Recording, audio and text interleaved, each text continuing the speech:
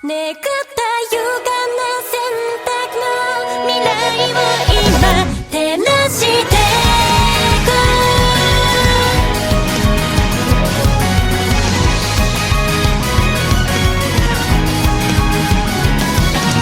利己的な感情ぶつけ合っちゃまだ見えないね逃げてきた分の距離を埋めるほら旅に出よう最果てなんて睨んでなくても命を燃やして今を生きていくだけだから願った存在の証明 Hey everyone, welcome to episode 95 of Unlimited Railworks, Video Game Choo Choo's anime podcast.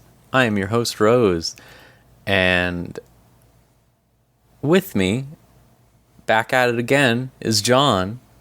I'm here this time, but I haven't really watched too much again, so, you know, whatever. Me either, buddy.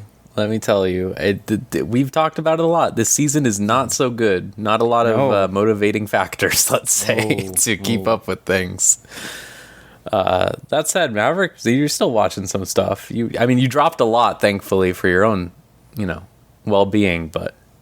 Yeah, no, I finally stopped hating myself. I'm really glad you don't have to see the cuckoos around anymore. That's a relief. I accept that whatever I was looking for, it was not going to be there, and for people that find something in that show, I don't interact with them enough to actually bother to make a debate. Probably for the best, you know? Yeah, probably for the best. That's what it was.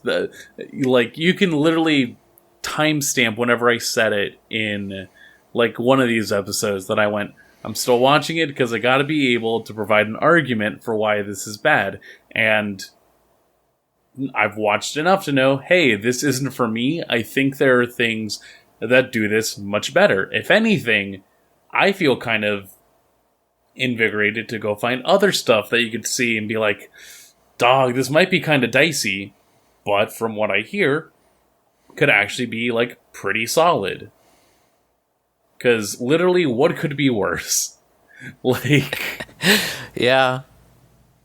You reach into the bottom of the barrel enough times just to get the, sense memory. And if nothing else is triggering that sense memory, then honestly, that's already, a bonus. But also, it is surprising that there are at least a few shows that are, I would say stand out for just the actual year. Mm-hmm. Well, would you like to talk about any of those? Because Elvie's not here. I don't have anyone else to introduce, since Elvie just got back from a big trip, and what a trip it sounds like. So it's just us, if you wanted to get us started on talking about something. Yeah, sure. I mean, I would say there's a funny little connection between Licorice Recoil and Call of the Night, in that they are both at the point where they have introduced some level of stakes to the situation now that we're a good, month Three away. quarters. Yeah. Because, fall is coming in hot. October, as soon as October hits, we're getting a lot of just new. And so, funnily enough, to at least get into a bit of Call of the Night, we actually find out, one, Nazuna is not the only vampire. She is just, with a bunch of other vampires in the area, one of which tried to, get up with Ko, and then they started fighting, and it got really dicey, and then it turns out that there's just a whole bunch of them. A whole bunch of nice vampire women who are very eager to try and just get themselves some blood. And it's a fun little maneuver of just everyone trying to do their whole bit. More or less the equivalent of Ko being at a hostess club and everyone trying to do their routine to entice him, and he's kind of just nah, I'm kind of interested in Nazuna the most, but I'm still figuring that stuff out because, dog, I don't know. And with the most recent episode, there's like maybe implications that he might be like gay or just like something else is going on where it's like, yeah, no, there's a lot to unpack there. And in his mind, he thinks, oh, well, it'll be fine because I'll like, no matter how many years it'll take, I will be able to do this. And they're immediately like, nah, if you're not turned yet, you've got about a year. So chop chop. And at first he's like, oh, I guess I'll die. And then his friend that comes out every now and then is kind of just like, well, no, think about it. So you are basically not dead anytime you get your blood sucked. Correct. And they know that you're a human who knows about vampires. Correct. So a 1-year time limit in order to make sure that you get turned into a vampire kind of sounds like they're planning to kill you after that year. Oh, fuck. Oh, no. I didn't think about that. I thought I was going to, like, succumb to the illness. And so, at least, like, gives enough of a framework for what's going on. And then, just more development with Nazuna and Ko. Like, it's also funny seeing, like, an in-character realization of, like, oh, God, is this, like, weird? Because, in the latest episode, Ko's other friend, who's sort of like another like Ganguro, like popular type, but who really thinks like, oh no, like the three of us are friends, right? So just like if you've ever like been friends with the popular kid and you forget like, oh wow, like the popular kid actually cares about our friendship. I didn't know that. And like this is where you get these moments where he's like, yeah, I mean he's so cool and popular, and his parents from the flower shop. I don't know. It feels like anyone would want to be near him. And, like, waxing poetic to his friend, and just, like, no one sort of thinking, hey, is there maybe something else going on that where this whole, like, falling in love thing might be a little bit tricky?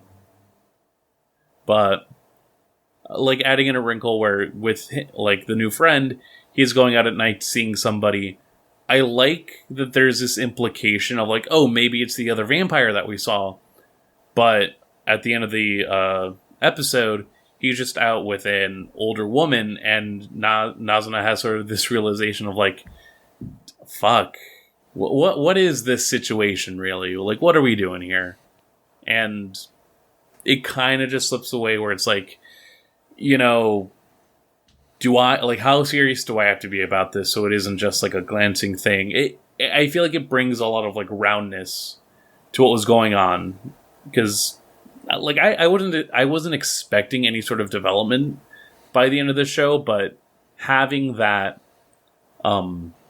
additional, just, like, wrinkle into the whole plan at least gives insight into what the rest of this manga could look like, and then how that could get adapted, so I'm still having a good time. I'm glad that it's still just really, really like a nice little addition to my schedule. Yeah, I'm still not caught up on it yet. I watched like up to episode 3, I think, or something. But I have a friend who just I think got caught up all the way on the manga. And it seems pretty good. It seems like they do a good job. It seems like they're at least really liking it, and they're always posting, screenshots or whatever. It looks fun. It looks nice. It seems like they introduce a lot of fun characters, like, over time. Yeah, I'm definitely curious about just picking up the manga myself at this point. It seems good. Like, the art seems basically 1-to-1 in a way that's, like, really charming, because I think it has a really cute art style, obviously. I love that Dagashi Kashi style of art. Super cute. I feel like there was... it doesn't matter. John. Hi. Hi. You watched a little bit of more of the Big O, huh? That old classic, that old chestnut. standby. Yeah. How's it going? Hey, I'm 4 episodes into the 2nd season now. Oh, you're ahead of me now. Wow. Amazing. I stopped at like 3. I think that they are doing really cool stuff still, honestly. Yeah. I am still enjoying it. I'm interested to see what they're building up towards, because it does in fact feel like they are introducing things to actually bring it all around. Instead of just being like, oh, here's another mysterious thing, here's another mysterious thing. I think the mysterious things are actually going to turn into something soon. Which is cool. Yeah, they just got the fucking Joker in this one now. Like, Yeah, they really do. But he's like an assassin now, and he's just like he's a little silly with it. He's not full on kidding around, I would say, but that's pretty good, I would say. And then they do have the guy who is basically the Scarecrow have a big ol' diatribe about fear, which again, they're hitting the notes. They're hitting the notes, but they're making jazz with it though. They're using the same notes, but they're not putting them in the same order. So I respect it. I respect it a lot. I really love, I don't know what you would call that specifically, but I love the genre of like procedural shift into narrative focus show. Yeah. Because one of my favorite shows is like Person of Interest, right? And they do that exactly. Like that show's a procedural for like the first 2.5 seasons, and then it becomes like has a main plot, and all the episodes like still a little procedurally, but they have like a little bit of tidbits that like add up to a greater whole before becoming fully focused. And I love that. I think it's a lot of fun because you get a lot of like character work in that early stuff. That helps make it so that when you get into the stories, you're like, oh, I know a lot about this character from all of these silly, one-off things.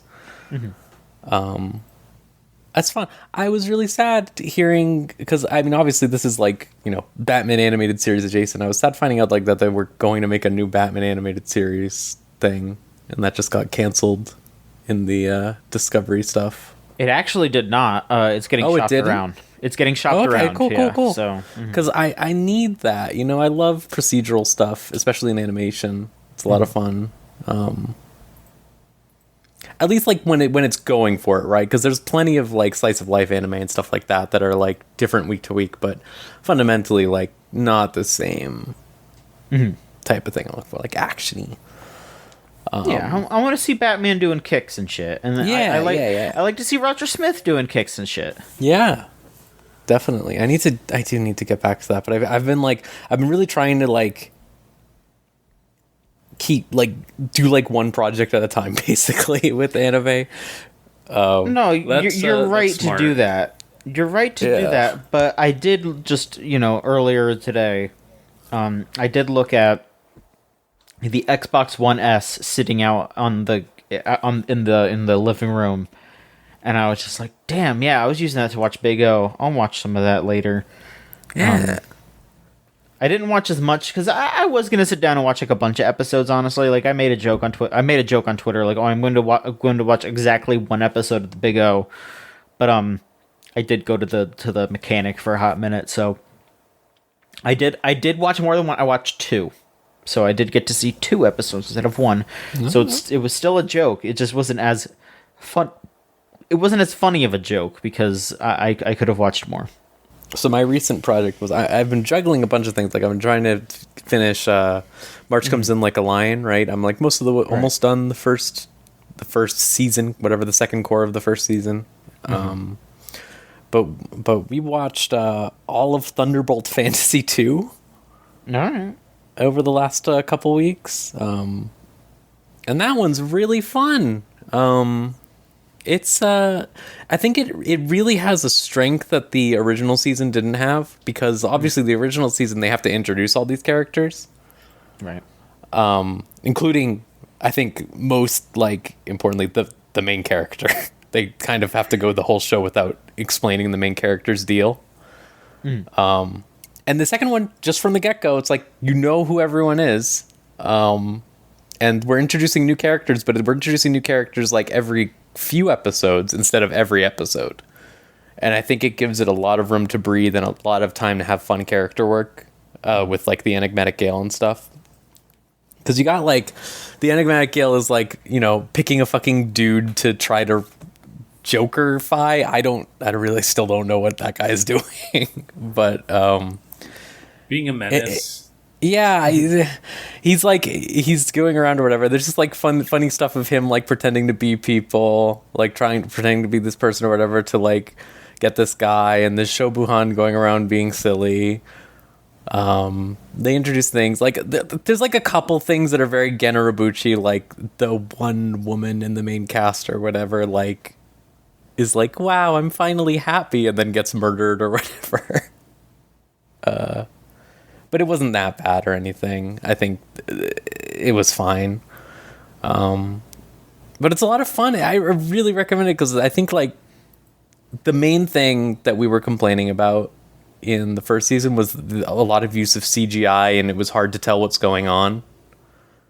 And I think they really fixed it. They really turned it around in that second season. I think it's impressive, genuinely, consistently, like all of the little candles they have set up everywhere, the wind effects, like the way that everything is basically everything is practical. As opposed to like relying on the CGI. So like there's all this cool stuff going on with the swords. They still do the funny like, you know, CGI sword glow thing stuff, but a lot more of it is just like doing fun stuff with the puppets that they have and stuff. Like they go out of their way to give one of the puppets teeth so that he can make like fucked up grins all the time, and it's really funny. Like they just add the teeth to his model or whatever. And it's like stuff like that, like they make disheveled versions of all the puppets. Like it really makes it feel a lot more alive and fun, and I really was impressed by it because I was thinking like, okay, well, you know, the initial gimmick of it will have worn off, but they just get better and better, and it's really fun. Yeah, it's really good, and I recommend it a lot. If you like that first one at all. I did enjoy the first season, so I will perhaps go to the other ones eventually. I think that the second one is really like easy to pick up and watch, I think, compared to the first one. I think it really is also just like less loaded. Okay. I think that really is its strength because they don't have to introduce anyone anymore. Like I said, like Right, it's right. just you know Shobuhan, you know that he has all these swords or whatever, so we're just gonna fuck around with that now. But yeah, y'all are watching the Uncle Show. I think I'm like 2 episodes behind, 1 episode behind. But I think it's pretty good. The last episode I watched was the one where he changed into his elf girlfriend, Oh yeah. and that was pretty funny. I liked the the fucking Tails bit a lot. Where he's like, whatever, his name is Tails. His full name is Miles Tails Prower. Oh yeah. Fucking Christ. But yeah, what do y'all think about that right now? I still enjoy it. I think because what is it? They're currently on episode 6 right now, and the last 2 episodes, 5 and 6, have sort of just been like focused more on giving a bit more backstory. Just like, okay, what exactly was it that like the uncle's doing while in the other world, and in the middle of all the gags, like you find out, oh, okay, when he's like dying basically because he's getting owned so fucking hard, he realized like the whole bit of like, oh, you know, when you go to the other world, you might be able to have like your own like skill. You'll have a wish granted, and that'll help you in your journeys to come. Because basically, there is an interaction with the ice lady again, who comes up. Where basically, like in the memories, they're just like looking through, and it's like, oh, somehow Japan gets mentioned, and it's like, do they know about Japan? What's going on here? And let's slip like, oh, my legend, or in the legends of the Ice Clan, you know, someone came from this realm of Japan, wished for this power, and that's how the Ice Sword came to be, yada, yada, yada. For the uncle's case, he was like dying in prison and is kind of just like, man, I just wish people like understood me. And that basically gets misconstrued as just like translation.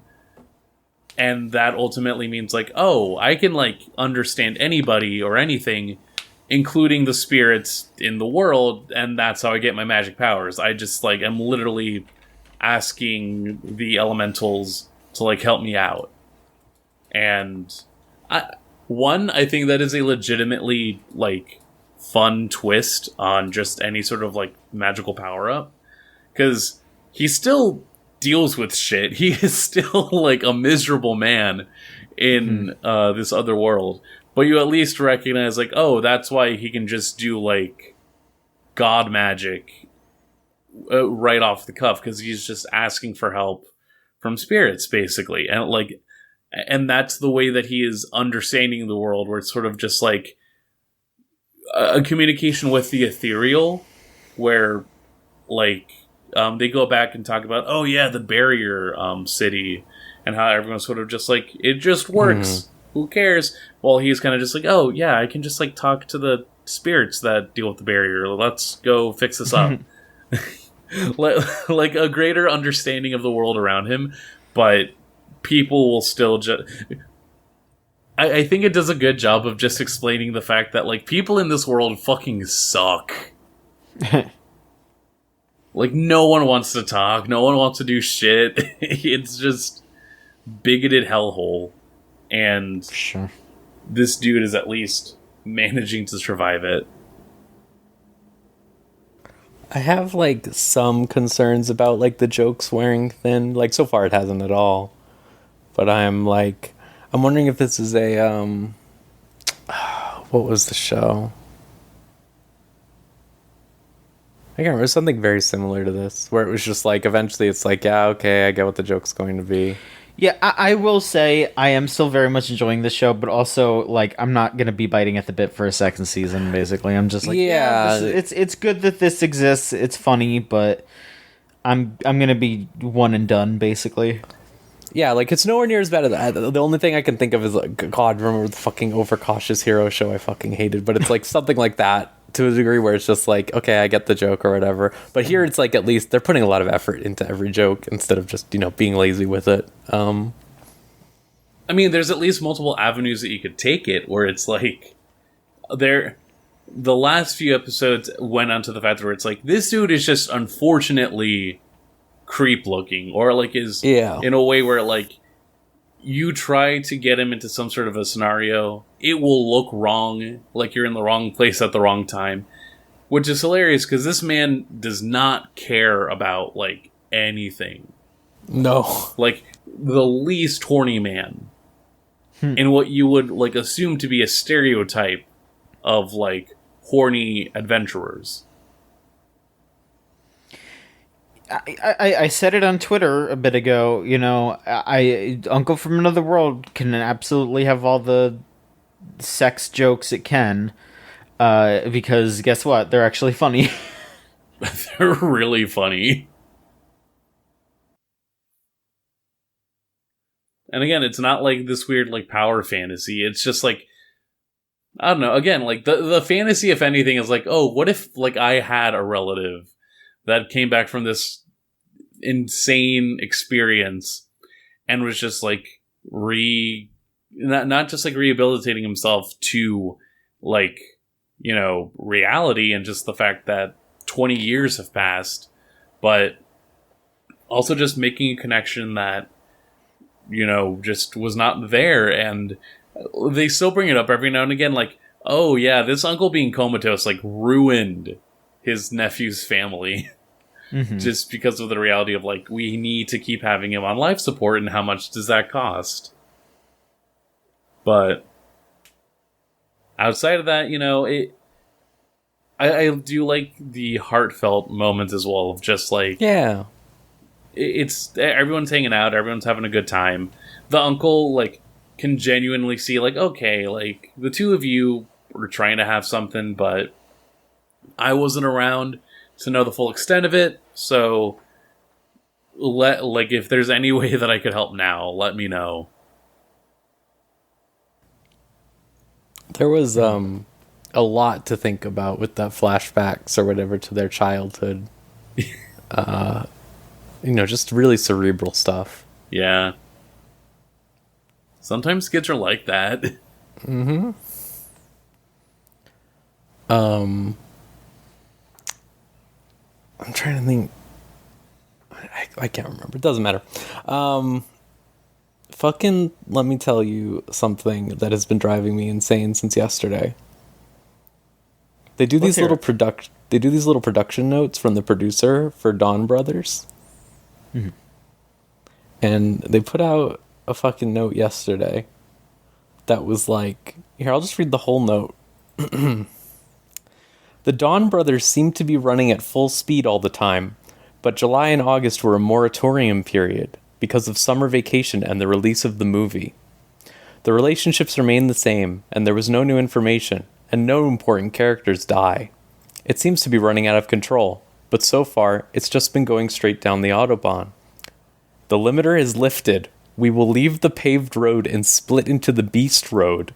During the month of September, we plan to stay in the realm of the Beast Road, but beyond that, we may venture out into the Great Wilderness, a place that has never been explored before. And I don't know what that means. And it's really scary. They do not know about the Beast Road. I'm just obsessed with, like, we're going to stay in the realm of the Beast Road. I don't know what that means. Dawn Brothers is an insane program. I don't know.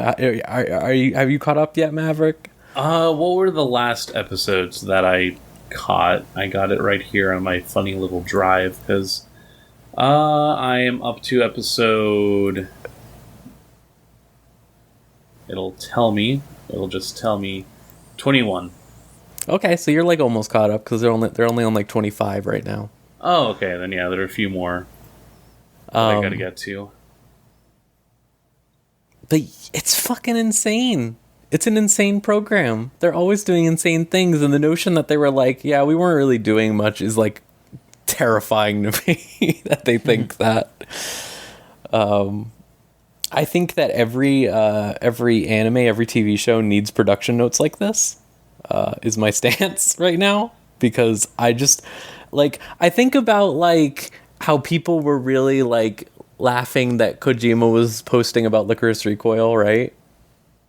And it's just like, we need like more like creators / like the people working on these shows to just drop some insane shit week to week. And I think that will do a lot for society and our understanding of media. Because it's just the Beast Road, and then we'll venture out into the wilderness that no one has seen before. Like, what the fuck does that mean? Have they popped off on anything about the Bestials yet? No. So I assume that they're talking about the Bestials. Yeah, they introduced the Bestials in like episode 8 and doesn't even do anything with it this whole time. I think it means whatever you need it to mean. Yeah, I think that's the beauty of it, and that's what we need. We need more creators creating these interpretive notes before each episode. I think will do a lot. Yeah, Dawn Brothers is good, is what I'm going to say. I think I said this last time, but once you get to like episode like 12, they really find a good solid pace, and I think everyone, like all the characters are interacting with each other. You know what their deal is, and everything is still insane. But like it's like, you know, there's a groundedness to it. Mm-hmm. Like you can parse what's happening. Like there was they just did an insane episode where the main character Momotaro, just Momotaro, he can't lie because he's like a fairy guy, right? So he can't lie. So like there was a situation where he had to pretend to be this woman's son because she had just like lost her mind or something. I don't really know, but it's just like, it was an insane episode. It was an insane prospect for like this type of show to just do an episode like this and then randomly have fights and stuff. But they just make it like fun because all of the Dawn Brothers are insane. All of them. Every single character has some insanity to them, and they don't act normal. And it's just so much more fun than any of the other Sentai stuff I've seen. It has just such a chaotic nature to it. Which also, like, I could say, like... Do they fix their audio yet? Not all the way. Like, I am not a stickler for that, but this is the show that made me actually, like, learn when to pick up just weird audio levels or just, like, mixing. It's a problem with, like, a lot of modern shows, but, like, anime's mostly avoided it, I think. Anime's, like, it is the most pronounced here. Yeah, maybe, like, definitely. With the way that I'm consuming it, where it's not like, oh, I'm watching this, like, in a living room TV or whatever. Yeah, so we, I noticed it as well because, we are, me and my wife watch it over Discord with other people, and we're watching it on a TV that has speakers and making sure that it doesn't pick up on the mic or whatever, basically. Mm-hmm. And we are definitely having to adjust the volume constantly because it's just mixed so weird and so inconsistently. Like a sword slash will suddenly happen and it's like 80,000 times louder than anything was before. You sometimes get just like weird mic pickups as well. Like it is. Yeah, just all of a sudden one of them's like insanely loud. It's weird, yeah. Yeah, those mics are fucking hot. And like with all of the Toku that I've seen beforehand, never noticed it before. I don't know if it's specifically this show. I think it is, COVID. Honestly. But the whole production is insane for this show in general, I think. Like, it's doing very well, which is surprising. Like, I think it's probably one of the most successful modern Sentai shows of the last few years. But it's like, it's actually funny. They did an episode, like, a few weeks ago that was like, oh, like, they're in the middle of a fight, and then they just stop fighting. And the girl goes, come on, stop fighting. You got to save it for the movie. And I was like, what the fuck is she talking about? And then I looked it up and it was like, oh, the movie came out the next day. Like in theaters. And it's just like, I've never seen a Kamen Rider show be like, well, we can't do this because the movie's coming out, you know? I feel like it really is like Sentai is such a tighter budget. Yeah, or I don't know. It's weird to like pick it's weird to think about, and I'm at least glad that Sentai is just having what seems like, you know, a lot of people looked at it as like the Hail Mary series. Like, if this didn't do well, Sentai is probably going to be over in like the next 5 years. But who knows, you know. I don't like thinking about a future where Sentai is not a thing, or like, yeah, where this is just like a past, and like there's trend. only Kamen Rider, yeah. Like, I don't know. They bring different things to the table. They bring different things to the table, but overall, like, I just want more Tokusatsu to be around, just because. It's that thing of wanting practical effects and... Yeah, because there's such a void of it, right? Like, even for all the CGI that, like, modern Sentai and Kamen Rider stuff use, like Dawn Brothers, fucking look at Dawn Brothers, it's like, they still have practical effects. Like, they still do a ton of, like, silly fuck around stuff, and it's just like, that's such a thing that is missing from modern everything.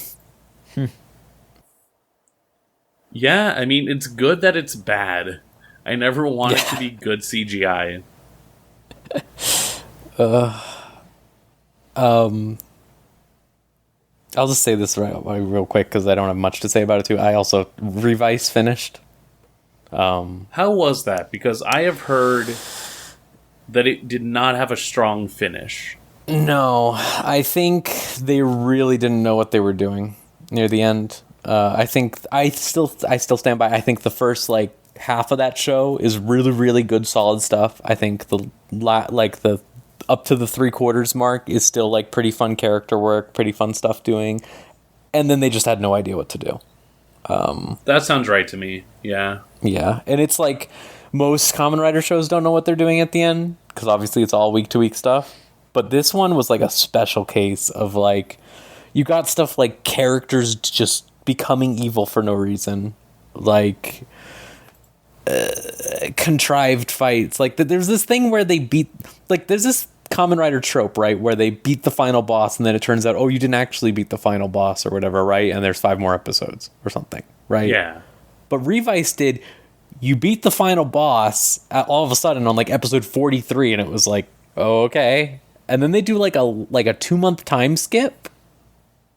And then they just go, oh, the final boss is back. And then they beat him in that episode again. All right. Oh, okay. And then again, there's 6 more episodes. So they just ended up having like one of the dudes just become evil for no reason. And it was like, it was sucked because it's like a really cool suit that they gave him. It's like all animal themed and stuff like that. Yeah. But it's just, it didn't mean anything. And that's the problem in Kamen Rider. It has to mean something, you know? That's how you get hype about it. Yeah. But yeah, it was very disappointing. I hope Geats is better. I'm very excited to see Geats, knowing the writer is the Kamen Rider build. Or it's not the build one, it's the 011, which I started recently. Sorry. 01 and Xaid, which a lot of people like both of those. A lot of people love Xaid. It seems like it's really going, like, it seems like it has a better conceit that'll allow for pacing. And also, it's not an anniversary show. Yeah, thank fucking God for that, because like it really made a lot of the Revice suits like as fun as it was to see, like, haha, look, it's like the Forza Gorilla one or whatever. It's like, okay, but like that means nothing. Like it doesn't mean anything when you're just saying let's count up the sins or whatever just because you're a flying guy. Like that. Like I'll pop a little, but yeah, it's got to mean something. Yeah, it's got to mean something. And it's just so silly when they just did Zio, you know? Like that's literally the one where they bring back all the actors and do stuff. Like that's fine. You can have one. You can have one. One that I'm thinking of watching, or not even specifically any series. Like I'm thinking about a movie. It's one of the Saber Zenkaiger crossover movies. I'm thinking about watching it specifically because, like, once you figure out what it's about, it apparently is just like one of the best ones in that whole. It just becomes so personal in a way that just feels very like that I'm curious to actually see. I've been thinking of watching Saber itself recently because my wife was just finishing it semi-recently, and it seemed fun. I like this, that there's a woman in there who has a cool red trench coat, who I think is really cool. Yeah, that's neat. Oh yeah, I've been watching that too, the Girls Kamen Rider. Kamen Rider Jean and Aguilera with Girls remix. Oh yeah, I heard that was out. How is it? It's very funny. I don't know. All right. They have like I don't know. They have like all the girl Kamen Riders, and they just sort of fuck around, and they're just like weird plot. They have fucking Kamen Rider. They have Black Satan from Kamen Rider Stronger. All right. Which is just looks like the most like 80s ass tokusatsu design for a villain, which is fun. And it's very girls like Akiko. It's really funny because like it's all the modern girls, right? So they're all Kamen Riders, right? They all have suits and stuff and are fighting. But then you also have Akiko there from Double, and it's like she's just hanging out. She doesn't really do anything because she's from an era where Kamen Rider writers still hated women. Yeah. Definitely something. Yeah, God, but it's so fun. Sure wish they could have brought back the Forza girl. The goth one or the Genki one? The Genki one, yeah. Yeah, the Genki one. The thing that I keep thinking about with the Genki girl in Forza is still that late episode reveal, like episode fucking 44, that her family is just racist. Wow. I don't know if you remember this, where it's just like her family just dresses up in like various cultural outfits for fun all the time and like does funny voices. And it was just like, what the fuck is this? Oh, that's was like- interesting. It was like taking the you know how like in O's they have the themed restaurant or whatever with like for the different food all the time. It's like taking that to the extreme in a bad way. I mean, it's weird how that's sort of like just reality, but in like a other way. Mm-hmm. God, rip. It's such a shame that she died, and now that someone looks exactly like her is doing film for the Happy Science cult.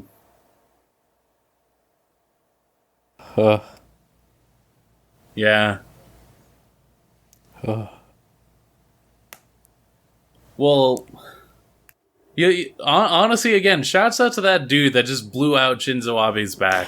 For real, genuinely, I've been The polling numbers that you see of people just actively like, hey, this sucks. The stuff that we've just sort of let like happen, yeah. it kind of sucks. I let me tell you, it is heartening to see such a successful assassination happen. I'm like, it's really hopeful to see like especially in a place with as many insane conservative old people as Japan, seeing people be like, enough is enough. It's nice to see. It's nice to see. It's good. That lets me say fucking they're putting the fucking assassination joke episode of Teppen out. Finally, like I next can go week. back. Yeah, you can go back and get the rich life. I just think that's so fucking funny. Because I think about like all the canceled episodes of Pokemon because of earthquakes and stuff, and they were just like here, they're just like, fuck it. We can get away with it. They're kind of just like, all right, let's, out of respect, quote unquote. And then just like, all right, let's just put it out now. Let's I guess we can keep this a short episode, like we said, I guess realistically, since we're all taking it easy. Like we're watching fucking Rakugo. Like I want to make this clear. I'm enjoying Rakugo a great deal. I'm sorry that I gave us such like an intense long series, sort of. Yeah, because it starts pretty out with intense. a movie. It starts out with a movie as well, yeah. But it's fucked up that I wanted it to keep going. Oh yeah, me too. Mm-hmm. You watched the super long one too, right, Maverick? Like the Blu-ray one? Yeah, no, I downloaded it. And to make sure, like, because it is wild. We'll probably get into it more, but it's just like, I remembered, seeing the series early on because someone had recommended it, and I'm like, oh, this seems neat.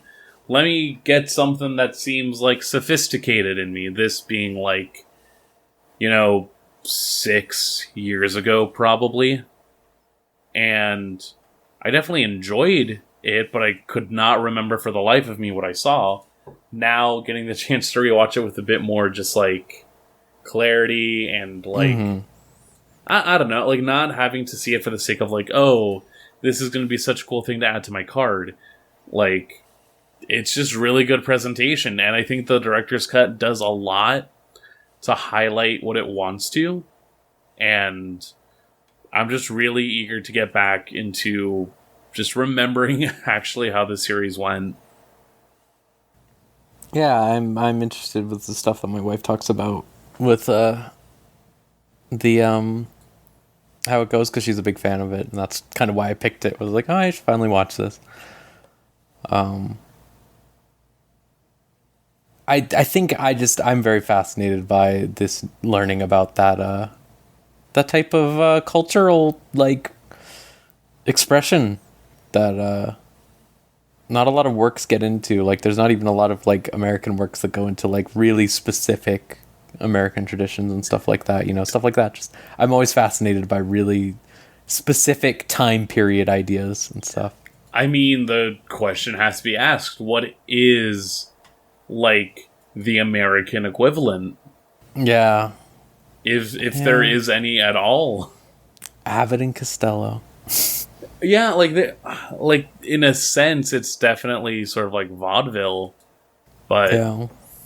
how my other thought would maybe be like animation, and specifically the way that like Rubber Hose cartoons. Sure. And Yeah. I had been watching like a series sort of like documenting the evolution of Looney Tunes over the years, and just sort of the fact that like it was a very specific look at the United States, not from just a outward perspective, like what the cartoons were actually about, but also learning about like the working conditions of animators, the things that they cared about, the ways that they wanted to either like half hour, not half hour, become involved in things. And we talk about the way animators really have a shit deal nowadays in terms of just like what is available when you try and look at an industry opportunity.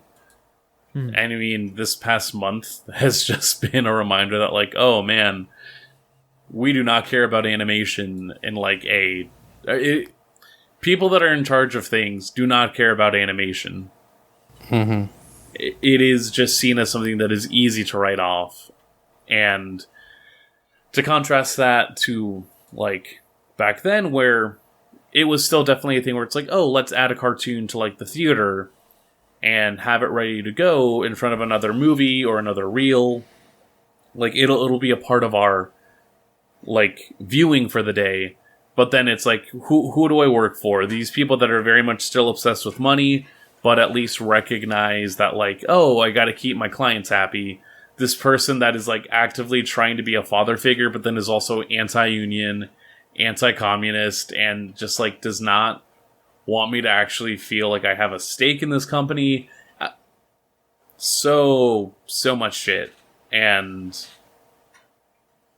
there is a similar politicking, I would say, that we sort of see in Rakugo, but it's sort of like in its own way, and I mean, in its own really like significance. Like, and again, getting into it for next episode, it is another focus on sort of just like post-war revitalization and efforts to understand more or less like what it means to be a Japanese person, like in that now of the like 50s, 60s, and onward. I'm very excited to talk about it next time. Yeah, you love to think. Thinking is fun. thinking's fun. It's also fun to not think sometimes, which That's true. Fair enough. I mean, Gotta be Licorice balanced. Recoil has really been showing me that. Yeah. If you think about Licorice Recoil too much, which I might possibly do, you might run into some problems. It is at least like in a thing where I am still enjoying it. I am surprised that I'm still enjoying it. Yeah, me too. I think the way that my wife put it, I think is really how I feel about it. It's like a AAA video game as an anime. That is how I feel about it. Extremely comfort food styled. Yeah. Yeah, I can see that. And I mean, like, it just works that you care about the characters. Mm-hmm.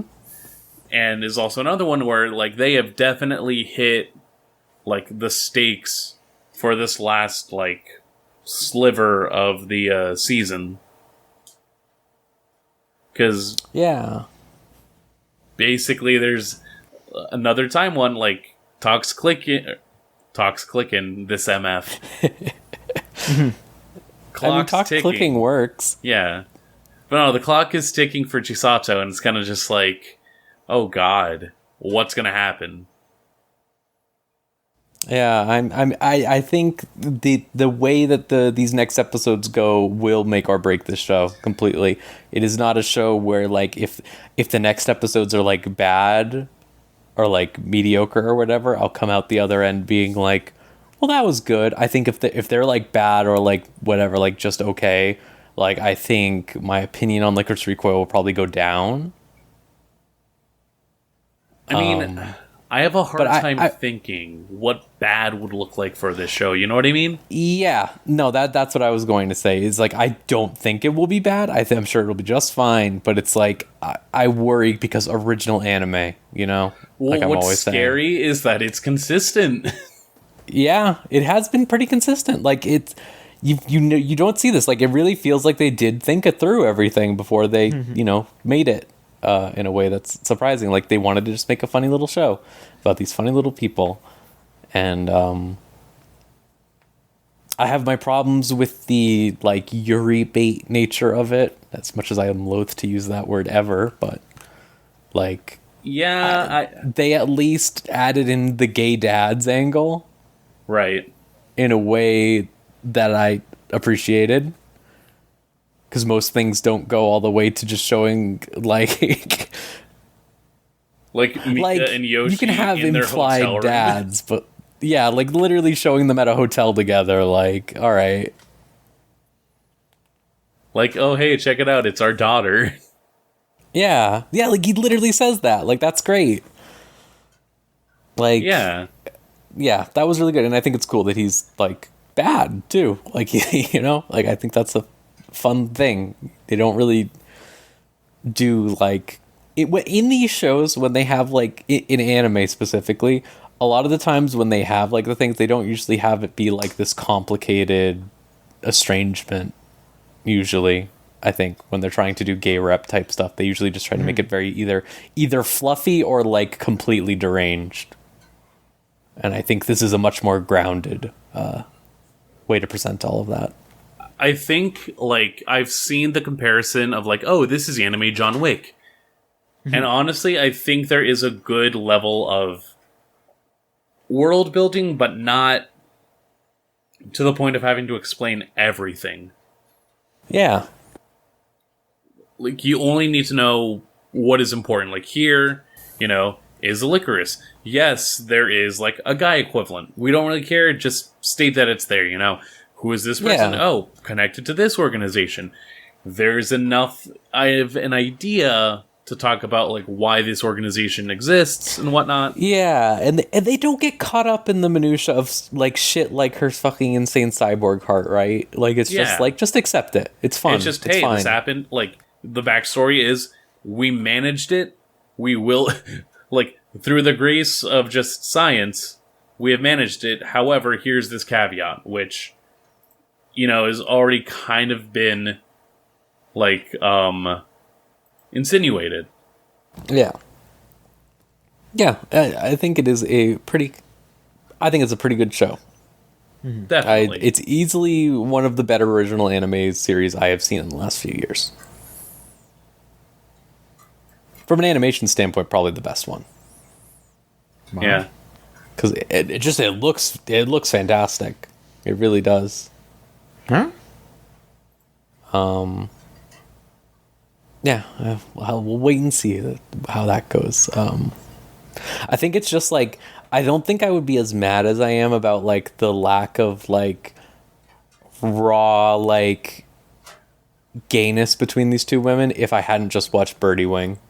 No, that's fair. And I mean, I am more, like, forgiving of it, if only because part of it is also the fact that Takina is just learning how to, like, open up. Yeah, and emote in general, yeah, and stuff Yeah, like like, that. this is quite literally, like, how do I teach this child assassin to, like, just be dependent on somebody else? And then does that, like, vulnerability lead to something greater? Yeah, I sure think hope so.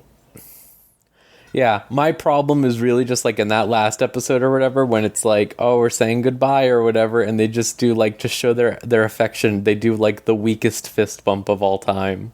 I was just like, wow. Like, it's fine for like Takina to be like that, but I think it does not suit Shisato's character for that stuff to make sense. I mean, she did give her scarf. Yeah, but like in Birdie Wing, do you remember when Eve fucking goes to Japan and instantly hits on two women and takes them out on a date? I mean, yeah, but that's Eve. Yeah, okay, that's Eve. Eve is not trained to like uphold the sanctity of Japan while finding out her own mission. Eve is from the tough streets of Narfrees. Nefreese, yeah. Yeah, the tough streets of Nefreese, playing golf and threatening to kill people in golf. Yeah.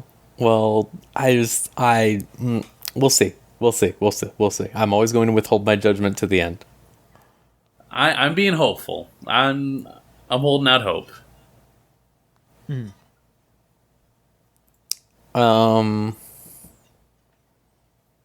Then, Maverick, is there anything else you want to talk about before we wrap it up here? I've still been on my Haikyuu rewatch. I am now up to like the most latest season because I've just rocketed through it over the last week. Nice. Yeah. Like, the manga started back in 2012, and so I definitely feel a kinship, if only because I'm as old as the main characters. And I remember when, like, it was my freshman year and I started something, and it felt like when I'm doing this, it's the entire world. Nothing else matters. And to see that, like, excitement again, like, it rocks. It also has become much easier to relate to, like, Coach Ukai, who in this, like, in the show is 26. And so it's like, oh, wow, yeah. When you're a decade removed from high school, like, seeing it in another perspective, there's a nostalgia to it, but then it's also just, like, what stays, what changes, what are the ways that, like, you still have an effect on just, like, this world that you were a part of. And I thought it was just nice to see sort of, like, the contrast between those two moments. It's also just really fucking good. I think it's good to just get a show like that on your fucking plate that you can just burn through super easy. Yeah.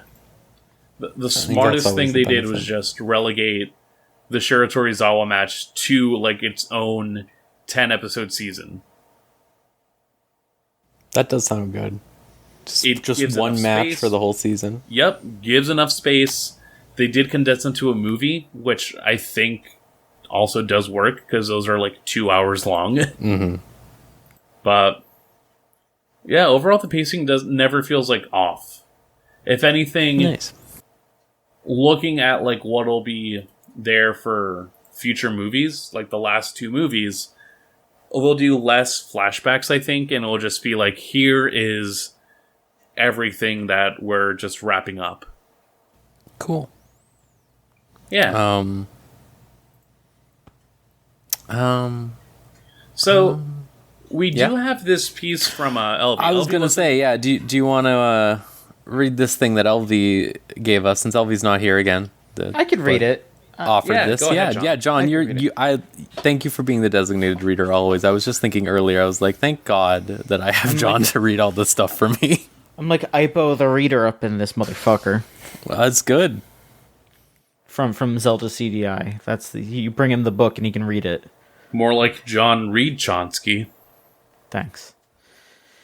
All right. So this is in with regards to some crazy anime-related stuff that went down recently. And I'll just read verbatim what Elvie wrote here. I recently watched Ray Mona's 2-part video, The Western World of Sailor Moon. It's on YouTube, and I highly recommend it and her channel overall to anyone interested in discussions on old and or obscure media. For anyone who doesn't know, before Sailor Moon was distributed in North America, there was a proof of concept of an Americanized Saturday morning cartoon version of it. I clearly remember the time I myself first saw the shaky clip recording of the theme song shot at some convention panel years ago. This was during the era of old YouTube. It was the only evidence that something like this did exist. For a long time, nothing more was found beyond that clip, and people weren't sure if a whole episode is even made. Years later, Ray Mona ended up discovering the whole pilot was intact and preserved in the Library of Congress this whole time. So anyone can now easily watch this thing in its full, messy glory. Getting access to use and look at what's in the Library of Congress is actually pretty difficult. But apparently anything can get archived there, I guess. Even failed projects. What anime/manga adjacent media would you want preserved in the Library of Congress? For instance, they have rare, early print English versions of Astro Boy. But what other weird choices do you think have also been hiding in there for this whole time or should be in there? This whole thing brings to mind whether or not all these Americanized/censored cuts of anime we grew up with should also be preserved and saved as their own thing. Like, I think the One Piece 4 Kids rap should be preserved. It was a cultural reset, TBH. I really think that absolutely the Americanized things of all these anime and stuff should be preserved as just like a historical piece when hopefully in the future people realize how fucking insane that was, like, as a general rule. No, absolutely. I don't know if it's complete, but I do remember seeing... it might have been on archive.org, it might have had its own website, but there was a project going around trying to quote-unquote restore Tenchi Muyo to the Toonami era. God. Yeah, like re-edit it and like find the dub voices and all that, like make it in HD, but have it be the version that was aired on Toonami. Hell yeah. I'm about that.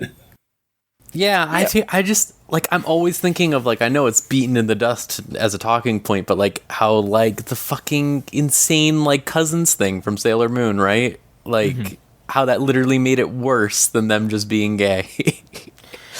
Yeah, I think about how, you know, Discotek is doing a lot of rescuing of stuff these days, and I'm a little bit bummed. I'm a little bit bummed that it looks like they're releasing Digimon. I think it is just the dub or just the sub. I'm not sure. It's one or the other. I think it's just one or the other, and I think that's kind of a bummer because, you know, I think it's good to just have all of that ready, and I know that, you know, they have space that they have to worry about. Because they are a smaller company, they can't just be printing things willy-nilly. I hope in the future maybe they'll like release a version of it that is the other side of it. You know, again, I don't remember if it's dubbed for this one or so, but they should release all of it. Yeah, it's about keeping it all in circulation. It's just about available. Yeah, it needs to be available in some way, just for the history. Yeah, because, like, I was recently, Netflix just announced they're getting, like, fucking Monster on there. And I was like, God, that's great, because fucking they haven't done anything with Monster since they released DVDs in, like, 2002. And it's just, like, the only way to get that stuff is on, like, illegal sites where they have DVD rips. And it's, like, in terrible quality and, like, bad subs because it's from an era of, like, really bad translation and stuff. And it's just, like... we need to, like, get this better. They deserve better. We were just talking about that expendability of animation earlier, right? And it's very much that problem with that stuff. And it would be... I think all this stuff belongs there. In my ideal world, the Library of Congress just keeps all of it. Yeah. Yeah, like, God, I recently trying to get through some stuff, and it's like, you see people lament, like, oh man, I sure hope good subs come out for this show. And it's like... I think it is good that we are on the general path of, like, hey, if I have access to a VPN and just external storage, fuck the idea of having to just buy something and accept the way that that's the only way I can purchase it. Yeah.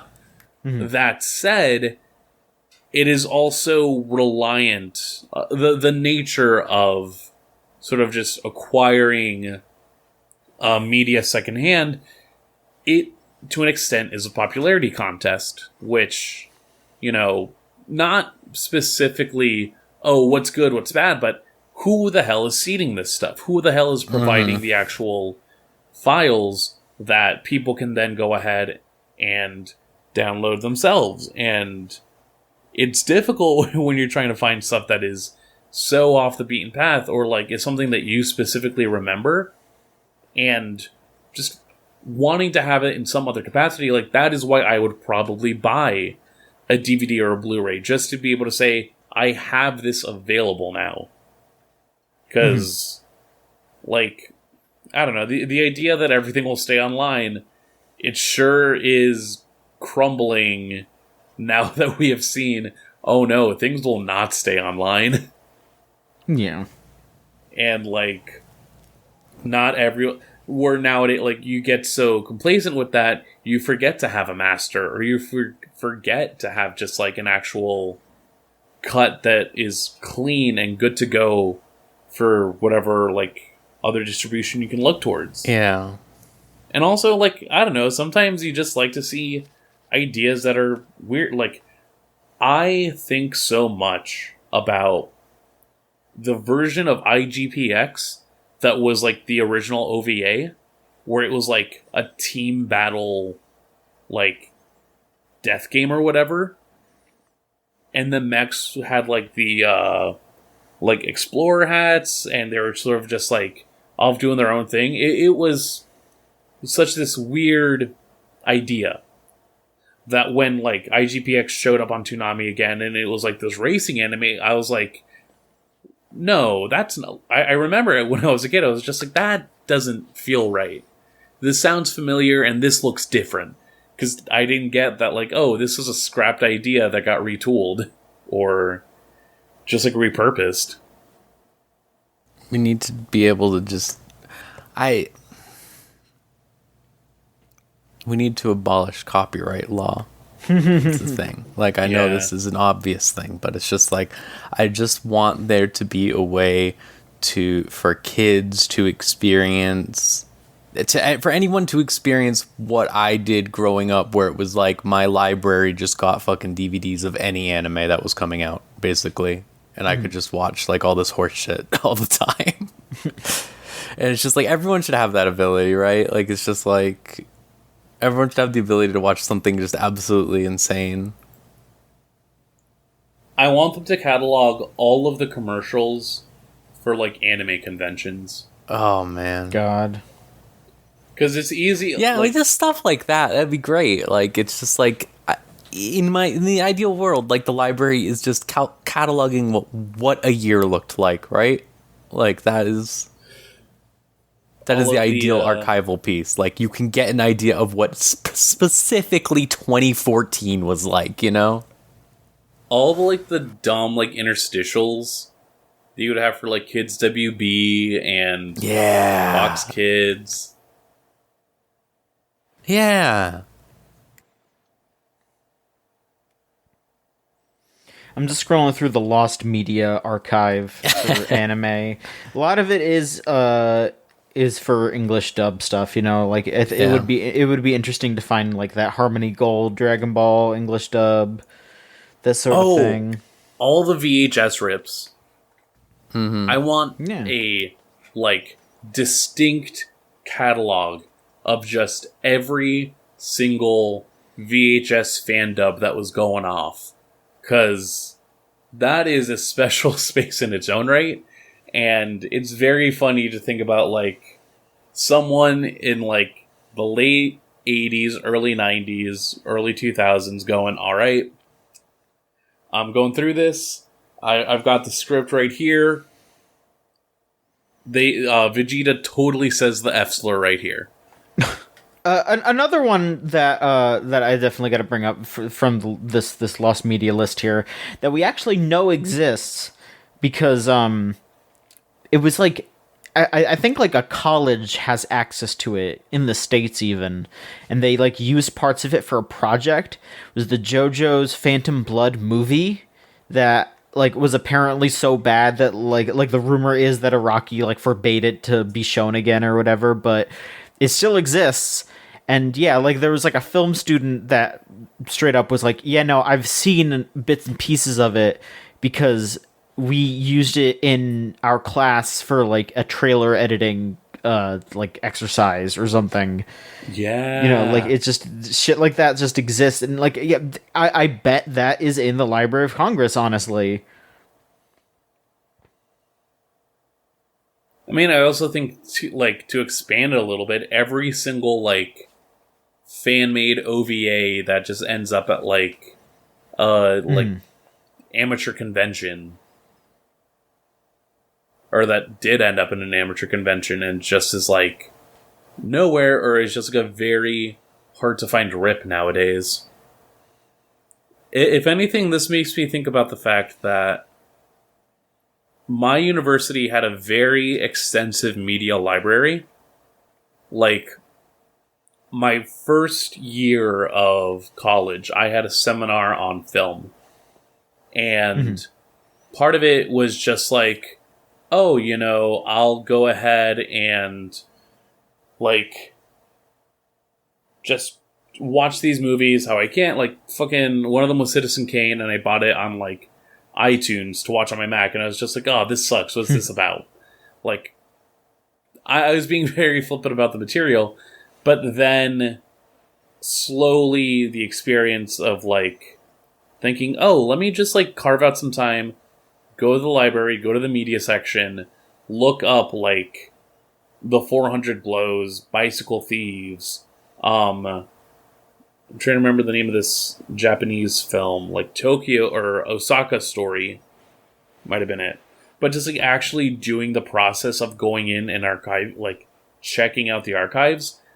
I wish I had done that a little bit more, had dug a little bit like deeper just for my own like personal enjoyment. Because it, like as someone who habitually goes on nowadays, it's like, damn, I wish I had this just in an easier to access location or in just an availability that made it easy to like go and like pick it all up.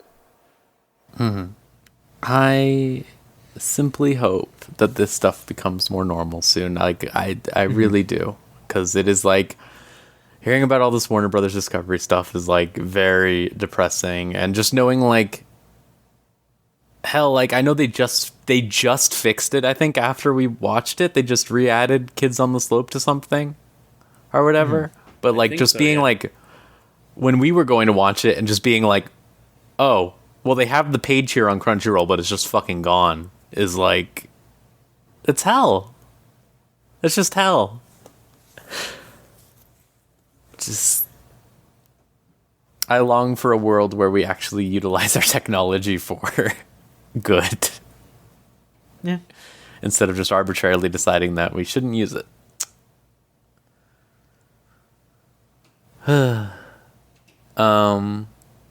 yeah, I think that about does it for this episode.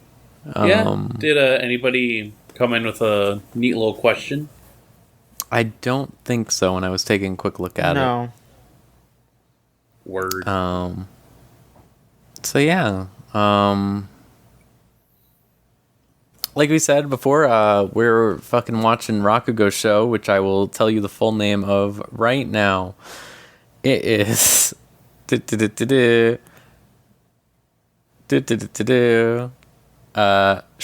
Genroku Rakugo Shinju. It's out there on Crunchyroll. You can find it downloaded for the Blu-ray better edited version as well, if you feel like it. We're just watching the first season of that. There is a second season. Don't get confused by that, because Crunchyroll defaults to showing you the second season, I think. At least it did for me, for some reason. Weird. But yeah, we're going to watch that. Sending questions at videogamechuchu.tumblr.com/ask, as always. And, patreon.com/VGCC. $3 gets you everything 1 week early, so on and so forth. Thank you both for joining me and having this nice, quick little chat talk about. Yeah, we'll see you next time on another episode of Unlimited Railworks.